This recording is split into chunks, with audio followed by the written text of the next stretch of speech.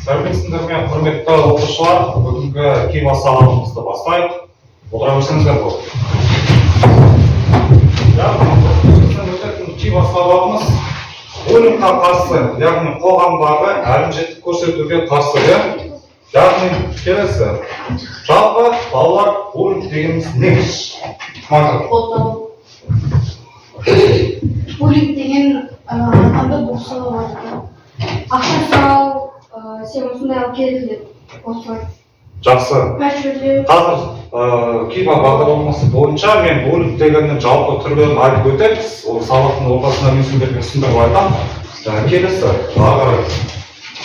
Буллинг дегеніміз жаңағы жұлдыз жауап берген ақпарат сәйкес келеді, бұл бір адам немесе топтан басқа адамға немесе адамдар тобының ұзақ уақыт бойы әрдайым зиян келтіруі, қорқытуы, қорғауы немесе кемсітуі. Яғни адам баласы өмірге келгеннен кейін олар тең болып өмірге келеді. Оны өз қатарластары білсе келе жағын көрсету арқылы буллинг көрсетіп жатыр. Яғни өзі жасамаса да біреуді мәжбүрлеп ананы барып қорғауға, мысалы үгіттеп жатады, сондай буллингтің түрлері бар. Ол мен сендерге қазір ашып айтып түсіндіремін, міндетті түрде. Сондықтан мұқият болып отырамыз, балалар. Біз жалпы сыныбымыздың буллингқа қарсымыз, ешкімге әлімжеттік көрсетпейді. Өйткені біз санаулы қоғамдағы санаулы адамдармыз. Біз бір-бірімізді құрметтейміз, біз бір-бірімізді бағалаймыз. Солай ғой? Жақсы. Келесі. Буллингтің түрлеріне көшейік. Буллингтің түрлері, яғни буллингтің төрт түрі бар. Назарға экранға саламыз. Физикалық буллинг, вербалдық буллинг, әлеуметтік буллинг, кибербуллинг. Яғни бізге әлемдік деңгейде кейбірін ұсынып отырған буллингтің төрт түрі бар. Яғни жекеше қазір ашып айтам. Яғни бастаймыз. Бірінші физикалық буллинг. Физикалық буллингтің анықтамасы. Сурет шығарып. Физикалық буллинг. Бұл адамның денесіне зиян келтіретін немесе қорқыту үшін күш қолданылатын агрессивті әрекеттер. Мысал келтірейік. Яғни ұрып соғу, адамның денесіне зақым келтіріп көгерту, оның барлығы физикалық буллинг. Яғни касание, түсінеміз бе?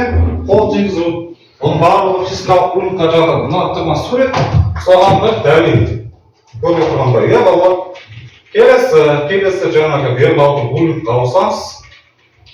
Походу с анимацией я что-то поспешил, кажется. Вербалдық буллинг. Вербалдық буллинг ол адамның сөзбен қорлануы, кемсітілуі, немесе қорқытуы. Басқаша айтқанда біреуді сөз арқылы ренжіту, мазақ ету, қорлау немесе қорқыту. Вербалдық буллингтің түрлері: қорлау және тіл тигізу, адамның намысына тиетін сөздер айту, мазақтау және келемеждеу, адамның сыртқы келбеті, мінезі немесе іс-әрекеті туралы ажуалау, одан кейін қорқыту және үркіту, сөз арқылы зиян келтіремін деп қорқыту, яғни угроза. Қоғамның тілінде айтқанда қоғам оқытушысы. Яғни не істейді адам? Қоғам оқытушысы вербалды буллингта былай болды.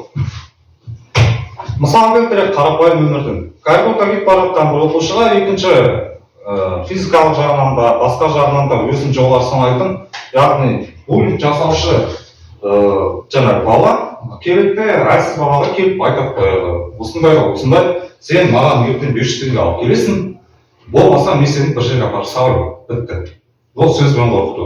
Ол әлі физикалық жасаған жоқ әлі. Бірақ ескертті сондай болатынын. Вербалдық буллинг деген сол, Жақсы. Біз келесіге ауысайық. Үшінші түрі әлеуметтік буллинг. Яғни әлеуметтік буллинг ол адамды қоғамнан әдейі шеттету, оқшаулау немесе оның беделіне нұқсан келтіру арқылы зиян тигізу. Бұл түрдегі буллинг физикалық немесе вербалды агрессиясызақ адамның психологиялық жағдайына қатты әсер етуі мүмкін. Әлеуметтік буллингтің белгілері топтан әдейі бөліп тастау, яғни алшақтау. Мысалы, өзінің арнайы бір жүретін тобын болады, қазіршыларды айтады, мынау менің подружкам, мынау менің подружкам. Бәрі бір сыныпта подружка болып келеді негізі. Бірақ арасында біреуді шеттетіп, арасына қоспау, мысалы, мынау бізге лайықты емес баяғы, бізбен бүйтіп жүру керек. Ондай бүйтіп ойлауға ешкімнің хақы жоқ. Бар адам, жаңа басында айтқандай, барлық адамның құқығы тең. Түсіндік қой?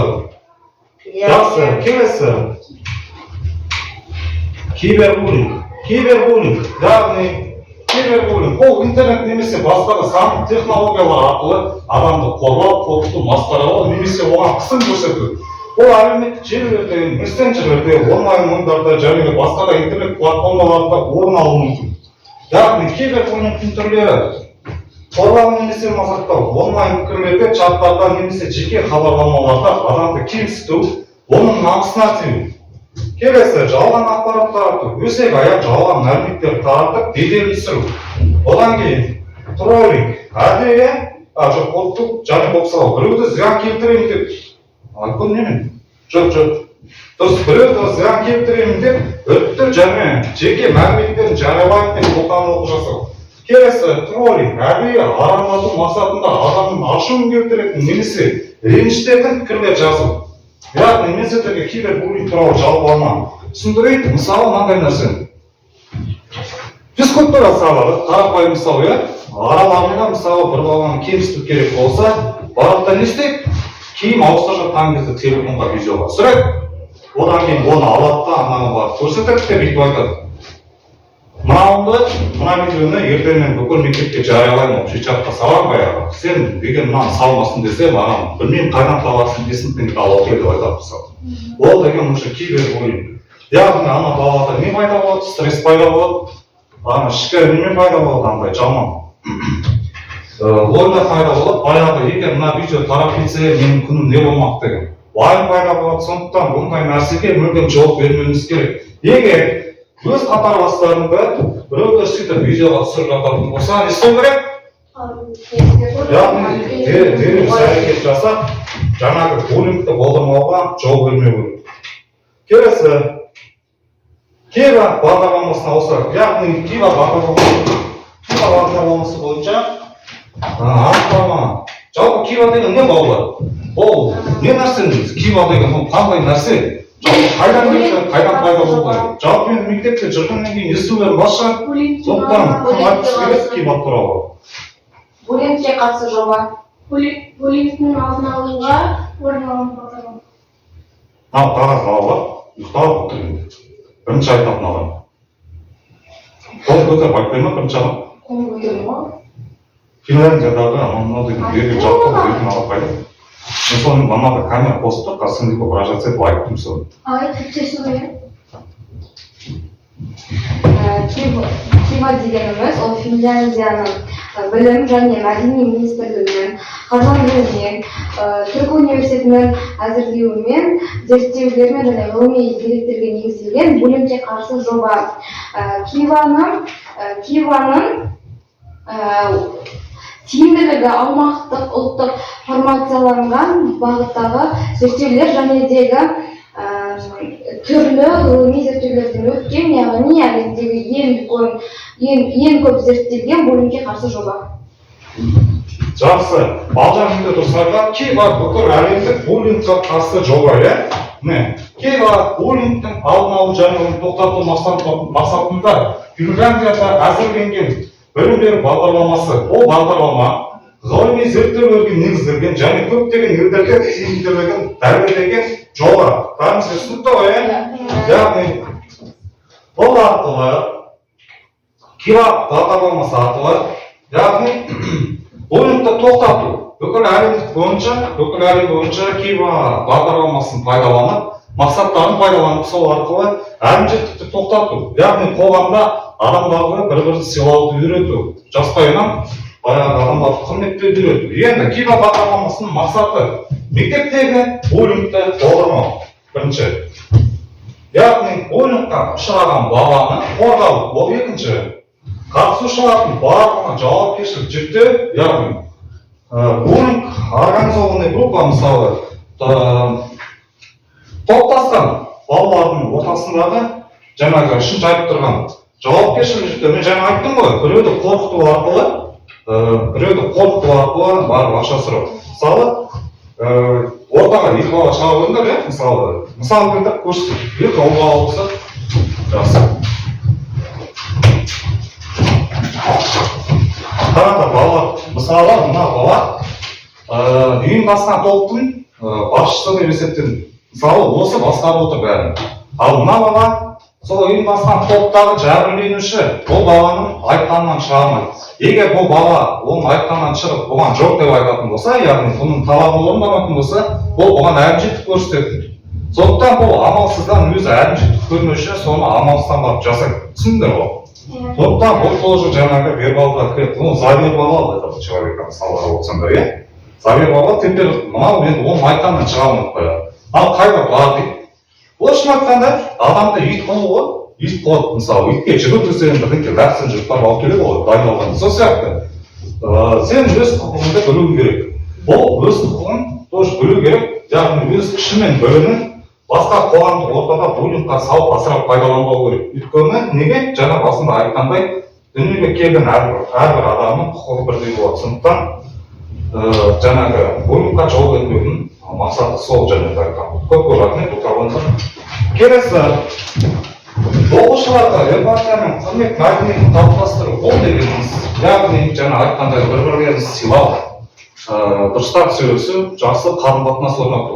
Яғни саған келіп сөйлесіп тұрған адамға агрессия көрсетпеу керек. Оларға тек қана жақсы ізгі нәрселерді айтып, аман сәлемді өз айтқанның өзінде де қисық қылып ешқайда бұрмаламай, келемеждемей түсіріп, ортада қалыптастыру керек баяғы речьті, әңгімені, иә?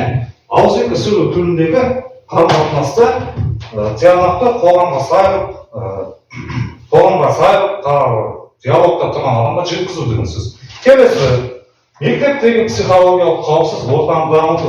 Яғни сыныпта жүрген әрбір оқушы өзінің сыныптастарына сеніп аяр қояды. Болады ғой, мен өзімнің сыныптасына сенемін. Өйткені ол адамда сана бар, ол мені құрметтейді, мен оған сенім артамын.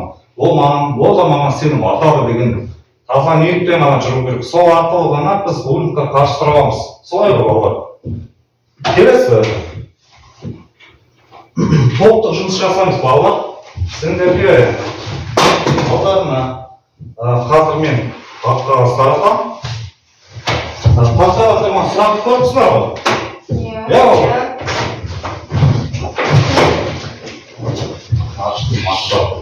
Так, әр топқа мен жеке-жеке бет беремін қазір. Сол бет бойынша жұмыс жасаймыз. Неше бала бар?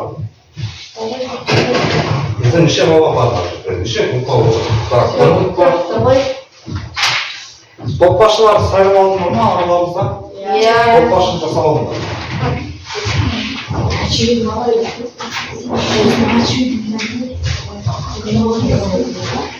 Бар. Мақұлыққа бөлім. Қазақстан қағаз бөлімде мақұлық бар. Так, мақұлыққа бөлім. Сұрақ қазір, қайта қойсаңыз сұрақ.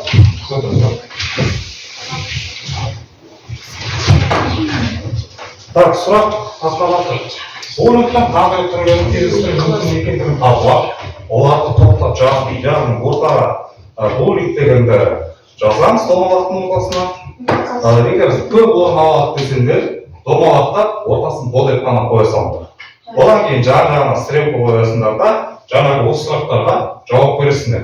Екінші, кейбір принциптерін пайдаланып қолдап көрсету немесе жауапкершілік арқылы буллингке қалай қарсы тұруға болады. Яғни буллингті қалай тоқтатуға болады. Бұл жерде ешқандай мектепте алып жатқан термин сөз пайдалану қажеті жоқ. Ол еркін тақырып, сондықтан еркін оймен жазамыз, иә? Іске кірісіңдер. Алыста отырған балалар бір-біріне жақын тұрып ақылдасып істеуге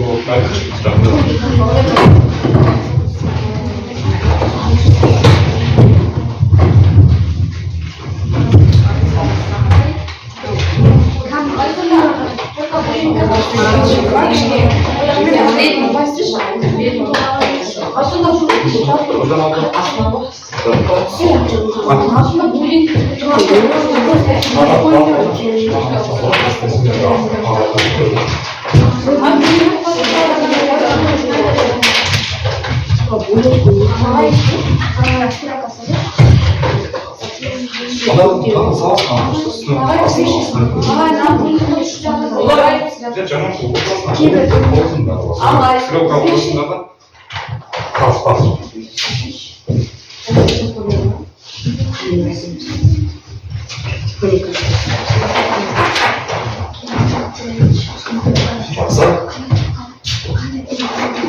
canım идея болсын. Бірге бір басқан екі башақсы. Идея ешқашан шектеу болмайды адамдарға. Сондықтан идеяны дұрыстап пайдаланыңыз. Идея айтамыз, сауатты бір істеп атсаңыз.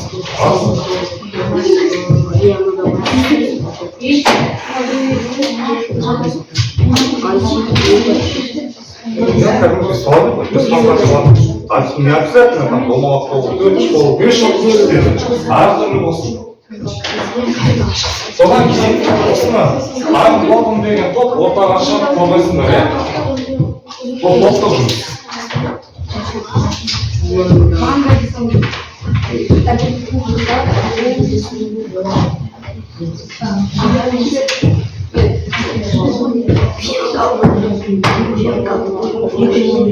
Барлық мүмкіндікті пайдаланамыз. Алла соған жалпылы кішкене көйлек осыны ашық сөйтіп салып салшып көрмейді.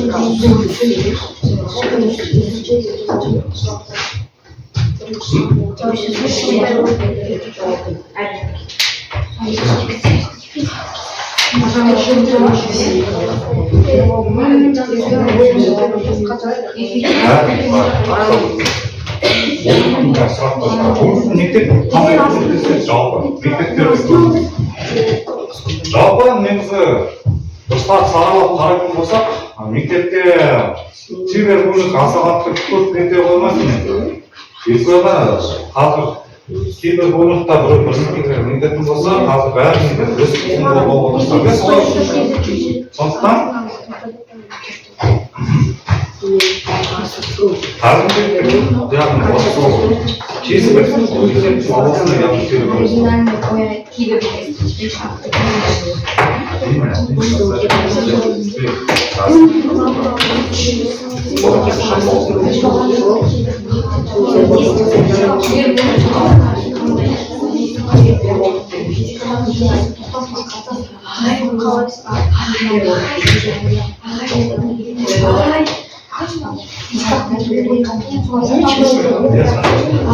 доклад үшін баяғы мысалы мынандай бар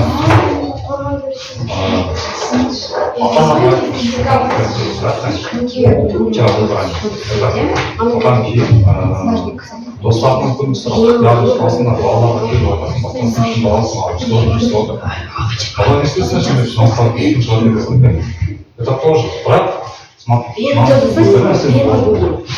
поражает меня.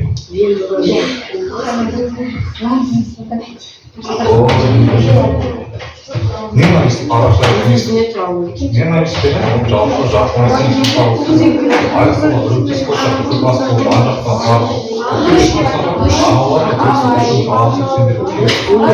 сендер мист арқылы ненависть көресің.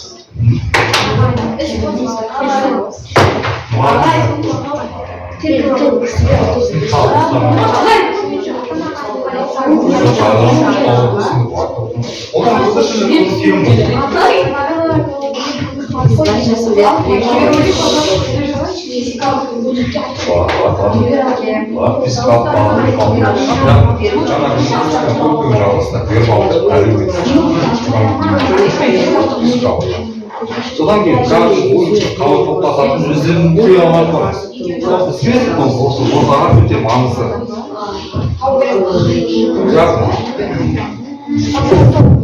Жаңағы айтқан төрт түрлі бойынша қандай шығу жолдары қандай сізде маған жолын дұрыс табасыз. Кімге қорғауға дайын болсаңдар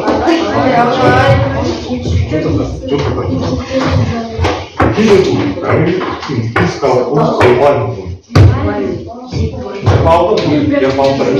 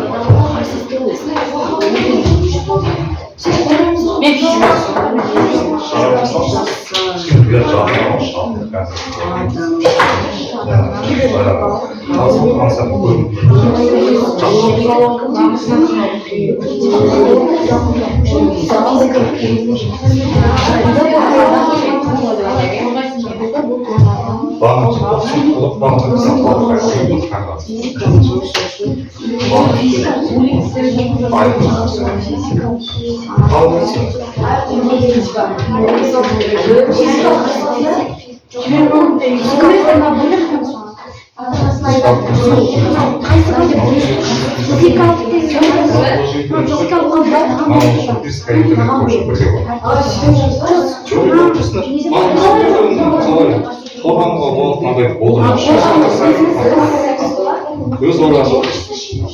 Қате болып никогда қателеспеңдер. Алла қате ой деген болмайды.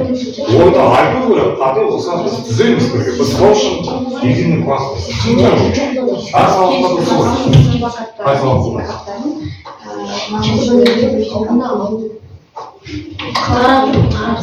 Ағай,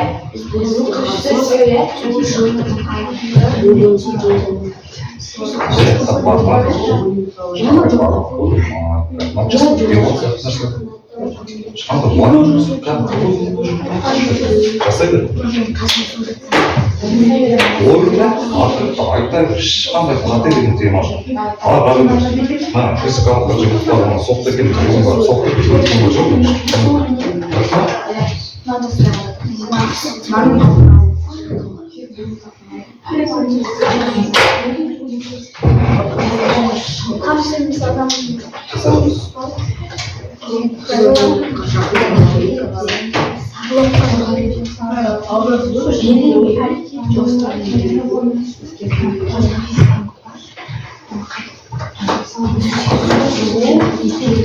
балалар уақыт таяқталды.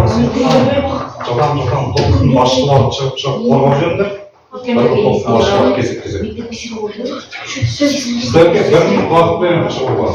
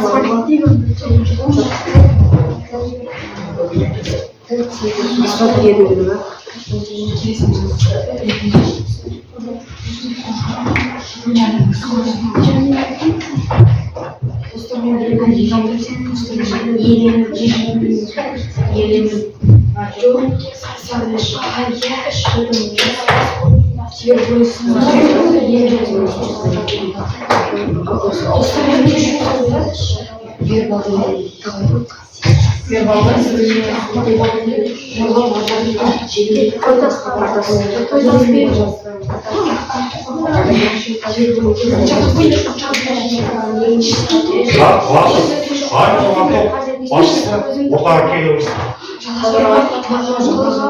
Бала уақыттанмаңыз жаза болсаңыз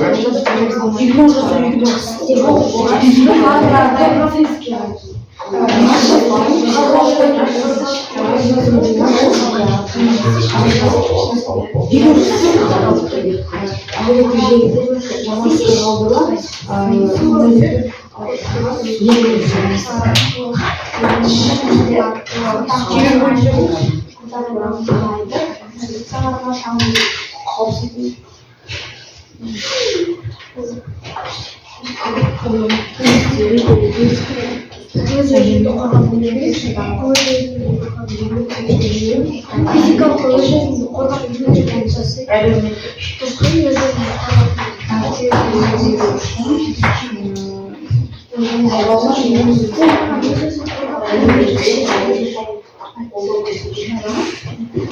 Топашылары, егер топашылар болмаған болса, мен топты мен алғысынан бастап шақыра беремін. Ондай бойынша шақыра беремін топтарды. Қаншта?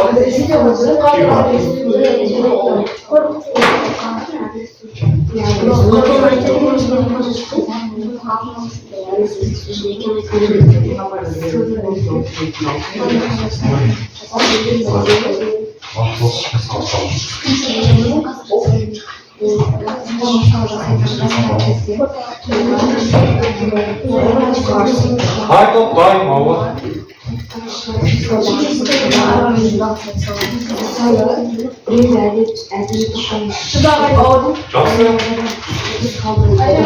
Dördüncü top, егер бөлініп тобы. Топ басшысы шығып, ана қасына көмекші шығып алып, қарашы топ тұрғанға. Жақсы. Қағазды балаларға көрсетеміз, е? Балалар. Жақсы, осылай. Буллингтің төртке бөлінеді. Кибербуллинг интеллектуалды, әлеуметтік, физикалық буллинг болды. Кибербуллингте әлеуметтік желіде хабарлама арқылы буллинг көрсетуге жол бермеуіміз керек. Яғни біреуге ескертіп, бұл нәрсені тоқтатуымыз керек. Виртуалды тіл тигізу, мазақ ету буллинг түріне тойтас беру үшін тек арада шара қолдану қажет. Әлеуметтік қоқан лоққы жасаған кезде оған келіспеу керек. Яғни Нұрби ағай айтқандағыдай видеоға түсіріп қоқан лоққы көрсеткен кезде оған сенбеу керек. Физикалық күш көрсету арқылы көрсетілетін буллингке шыдамау қажет. Яғни біз ешқандай да бізге көрсетілген қысымға шыдамауымыз керек. Буллингке қарсы тұру үшін буллинг деген адамға көмек көрсету керек. Буллинг жасаған адамнан қорықпау. Әр адам тең құқылы. Кибербуллингке жол бермеу, біз буллингке қарсымыз атып, плакаттар тарату, ілу арқылы буллингті тоқтата аламыз деген ойдамыз. Буллинг бізде бұлай жалғаса бермеуі керек.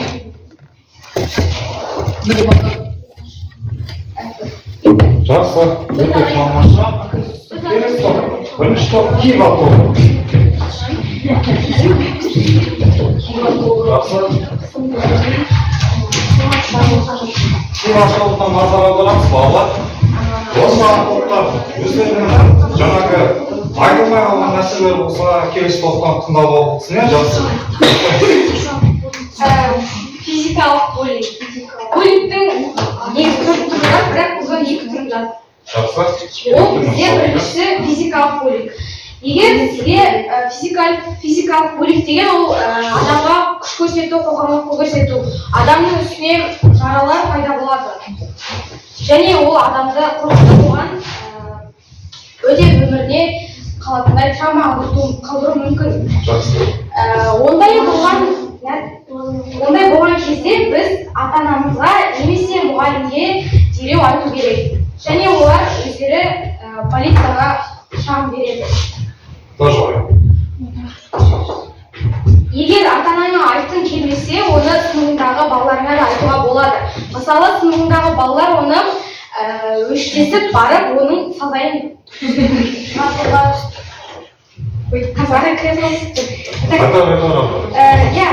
сыныбында балаға айтуға ол да тоқтату керек екені, және оның дұрыс емес екенін общий жалпы топ барып түсіндірме жұмыстарын жасау, ол мұғалім арасында тұрғызылып, міндет емес, өздерінің көздеріне, яғни қоғамның көзіне барып, дұрыс емес екенін айтып түсіндірме жұмыстарын жасау керек. Кездесуде оларға ұсынуға болады. Жақсы, келесі. Және бізде екіншісі кибербуллинг. Кибербуллинг ол әлеуметтік желіде көрсетілетін буллинг. Оны адамдар мысалы мысалы адам туралы өтірік жалған ақпараттар таратады. Және кейбір адамдар оған сеніп, басқа адамды жек көрсетеді. Ондай нәрсе болғанда жеке ақпараттарды қорғау, өзіңнің ақпараттарыңды қорғау керексің. Егер ол сенің жеке ақпараттарыңды біреу біліп алса, онда сенің артыңнан тағы басқа сөздер, ғанибет сөздер айтады. Бұл ақпаратты ата-анаңа немесе тиісті органдарға көрсету керек. Олар өздері сол жұмыстарды айналысады. Жақсы, түсінікті. Иә, түсінікті. Көп отыра қойып. Келесі топ. Екі топ қалды бізде. Буллинг және мейірім тобы. Келесі мейірім тобы.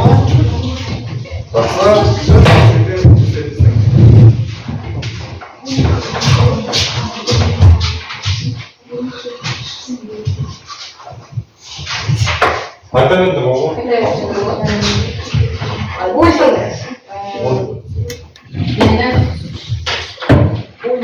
Буллингтің көптеген түрлері бар. Кибербуллинг дегеніміз желіде саған жалған пікір қалдырып, жалған ақпараттар жазу. Оның енді сол жаңағы өздерінің айтып тұрған осы түрлі түрлеріне қалай шығуға болады, яғни бұдан қалай қорғануға болады, соған бір мысал келтіресіңдер сонымен. Мысалы, арыз жазу, агрессорды бұғаттау, ақпараттарды қорғау. Ақпараттарды қорғау дұрыс. Физикалық буллинг, соғу, ұру, тағы да басқа. Бұдан қалай қорғануға болады? Үлкендерге айту, өзіңді қорғау, достарымен бірігу. Жақсы. Ал әлеуметтік буллингте көп адамдарға сенбеу керек және дәлелдер жинап әлеуметтік желі әкімшілігіне хабарлау керек. Вербалды буллингке елемеу және өзіңді сенімді ұстау. Жақсы, молодцы. Пожалуйста, келесі топ. Қазір қасай буллинг тобы.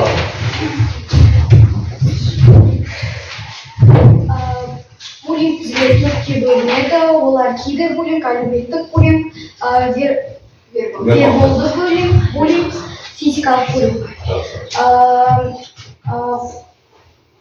Буллингке қарсы шаралар буллингтің алдын алу үшін буллингке қарсы шаралар ұйымдастырып, буллингтің алдын алу қажет. Буллингте қорлыққа жол бермеу, қолдау, қорғау қажет. Буллингтің физикалық буллингтің алдын алу үшін буллингке көнбеу керек, ол адамнан қорықпау қажет. Буллингтің енді бір түрі кибербуллингтің алдын алу үшін ақпаратты суретке түсіріп үлкендерге айту керек. Жақсы, көп рахмет. Жалпы балалар сендердің берген жауаптарыңыз барлығы өте дұрыс. Бірақ мен өз тарапымнан осы Кива бағдарламасы бойынша сендерге бұндай жағдайды тоқтатудың тиімді жолдарын айтамын, қорытынды көріп. Яғни, осындай буллингқа ұшырамас үшін қоғамда өзіңді сенімді ұстауың керексің. Сенімді биік ұстауың керексің, тік жүресің, мысалы, өз-өзіңе сенімді болуың керексің. Болды, одан кейін, егер өзіңнің күнделікті жүрген ортаңға сені шертетін болса, онда сен үйірмелерге қатыс, жаңа адамдармен таныс, басқа адамдармен аралас, өзіңнің қоғамыңды құр.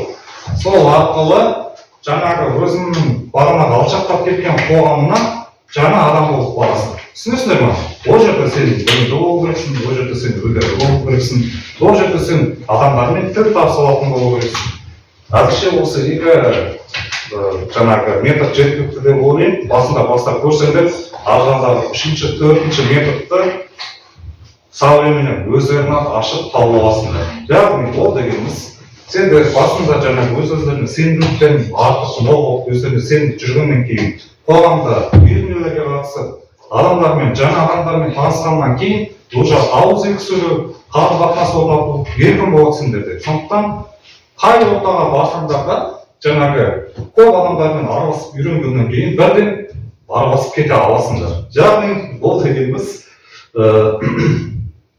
ешқашан мен қорқамын, мен баяғы ондай нәрсе істей алмаймын, мен қолымнан ол келмейді деп өзіңді тежемеу керек.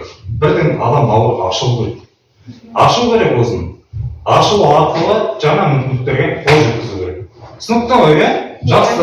Енді әрбір топ басшылары ортаға келсе. Біз қалатын топ бар, әрбір топ басшылары. Жақсы, қатар-қатар тұра аламыз. Мен топ басшылары. Мысалы, төртеуін бір-біріне байланып қарады. Сендер сендерге ситуация араларына білім керек, постоянно өтіп көрсетеді. Оның амалын тауып берсін, төртеуін тапсырма. Мен бастаймын. Иә? Осының амалын тауып берсін, сендерге көрсетпейсің. Қалай істеу Решение тауып бер. Ай жалғасады бұл. Сендер үшін 500 мыңнан 600 мыңнан қолай алмақсыңдар қайтады. Сендер решение тауып берсін.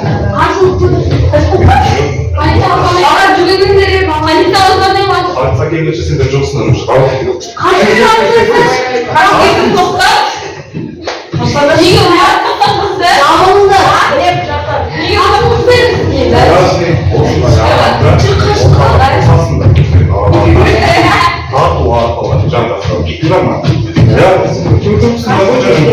мен араларына бес жүріп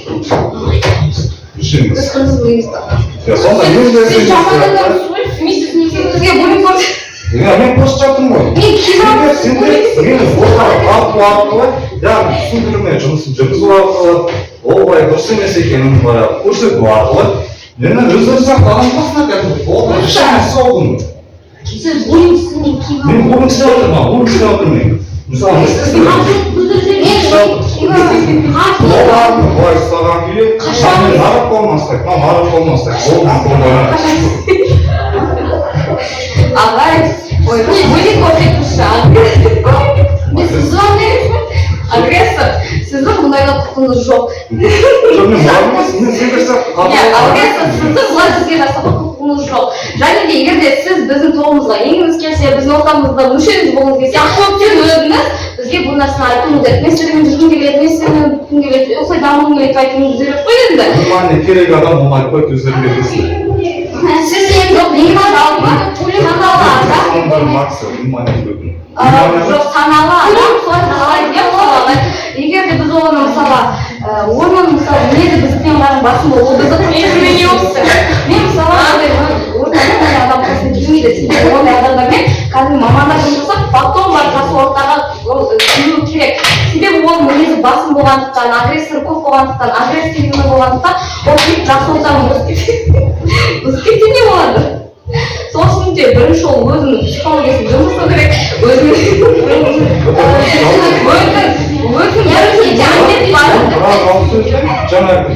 мен сендер төртеуіңізді мына көрсетіп жатқанда қасына жоғалған адам біреу нарық қолынан ұстап қалып, нарығынан екі жағын ұстап қалып, ортасына сөйлесетін. Одан қалып жүреді.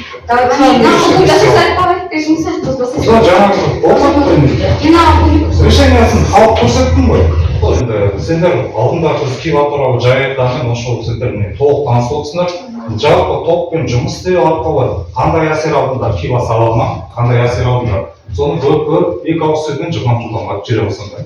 Бірінші топ Кива тобының басшысы Айнас, иә? Жақсы, айтамын. Алдын алу. Иә, топпен жұмыс істеген қалай саған жалпы? Жақсы, өте керемет болды. Балалар өз ойларымен бөлісе алады, иә? Иә, бөлісе алады. Жақсы. Да, енді Кива тақырыбы бойынша өткен сабақтан жалпы өзің қандай әсер алдың дейсіз? Көп нәрсе ұқтым енді. Буллинг жасауға болмайды, оған қарсы болу керек. Және осы Кива деген жоба өте жақсы. Адамдарды қорғайды, қазір буллингте жүрген адамдар. Жақсы. Оған көрсеткен адамдарға жаза қойды. Жақсы.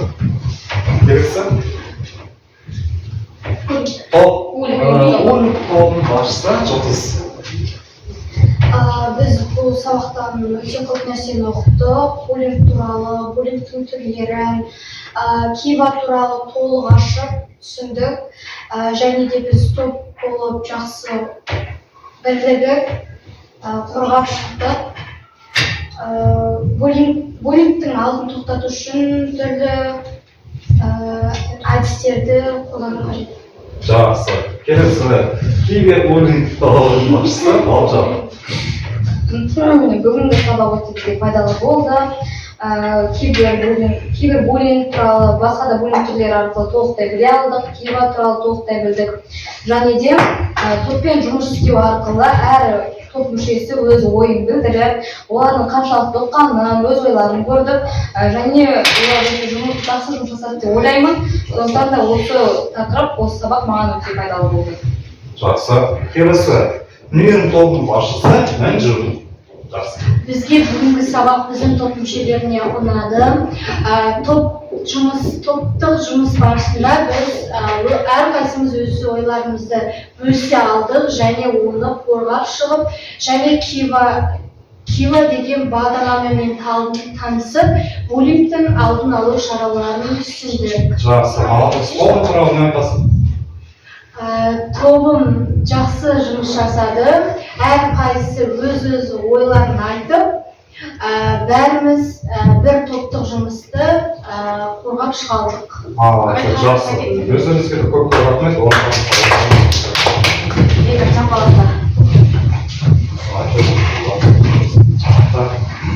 Енді балалар, сендерге өз тарапынан ұсынысымды айтамын.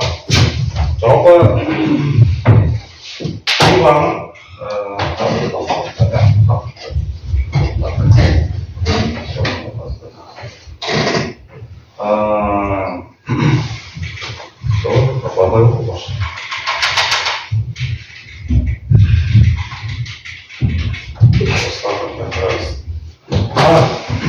өз тарапымнан сабаққа қатысып отырған балаларға үлкен алғысымды айтамын.